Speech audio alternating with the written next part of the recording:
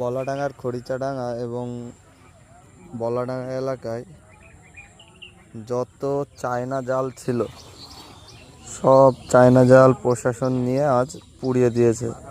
শুধু এখানে নয়, ওইদিকে গাজীর মোড় বলে একটা জায়গা আছে, ওখানেও অনেক জাল পুড়িয়ে দিয়েছে। আজ এখানেও জাল পুড়িয়ে দিয়েছে, কারণ এই জালগুলো হচ্ছে আপনার নিষিদ্ধ আর কি। তো এই জালে ছোট পোনা থেকে নিয়ে বড় মাছ কোনো কিছুই রেহাই পায় না। দেশীয় যে জাতগুলো আছে মাছের, সেগুলোকে বাঁচিয়ে রাখার জন্যে প্রশাসনের এই পদক্ষেপ। আপনারাও এই জাল ব্যবহার থেকে বিরত থাকবেন।